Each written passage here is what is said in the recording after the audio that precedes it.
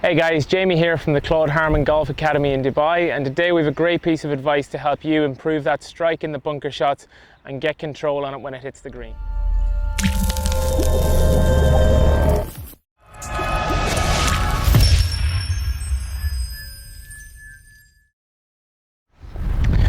When it comes to bunker shots, the biggest issue I see people have is contact. They don't really understand how to contact the ball correctly. They're always aiming at a spot somewhere behind the golf ball and trying to lift the golf ball out of the bunker. And to me, that's a big mistake. You should never really feel like you have to lift it out, because when we do, you tend to see people's spine leaning back away from the shot.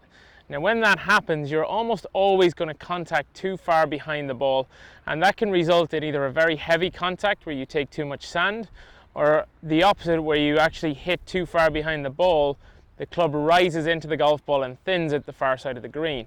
Two shots we most certainly do not want to have in play. So for me, I always think about a bunker shot very simply. I want to really have the body quite neutral in terms of its setup. I never want to feel like there's a lot of side bend to the right. I always like the ball position to be nice and forward in the stance. Everybody will be slightly different in terms of how forward, but for me, definitely in front of center. And the one thing that will also affect this is the actual sand at your golf course. So if you have a club that has a lot of soft sand like we have here at the Els Club, you may want that to be a bit more forward. If you have more of a hard pan or less sand in your bunkers, you may bring that closer to center. But with us here, this is nice and fluffy. So the last real part of a bunker shot is kind of bringing it into impact. And I always find with people, like I say, they're always trying to lift the ball out of the bunker.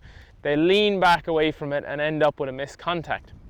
And what I like to get guys to do to start off learning bunker shots is try and hit shots where their hands finish low and the club face points up to the sky. Now what that does is it really teaches them how to release the club correctly into the sand, use the bounce correctly, and then ultimately get a much better contact on it. Now one of the feels that I give people is to feel as if their left arm stays straight at the finish and the face points to the sky. So you can see here, my left arm is almost locked out, a very unnatural position when it comes to a bunker shot. But you'll also notice I have a lot of cup or a lot of bend through my left wrist. And that really sends the ball vertically out of the bunker. It adds loft and adds bounce to the shot, and I'm able to clip the ball nice and high out of these high lip bunkers.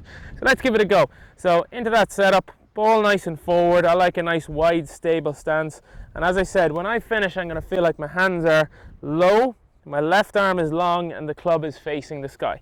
Let's see what happens with it. And we see straight away ball pops up, and a great result for me out of this difficult bunker shot.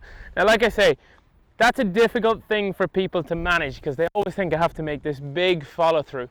But what it really does is it forces guys to get their hands and get the club low and under the ball while also having a lot of loft in the shot.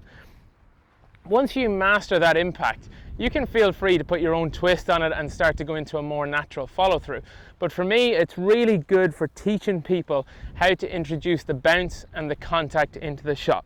Let's give it one more go. So a big backswing, I'm going to finish low with the hands, face pointing to the sky. Let's give it a try.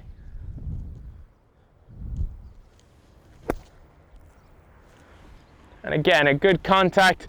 I'm more than happy with the results of the two of those.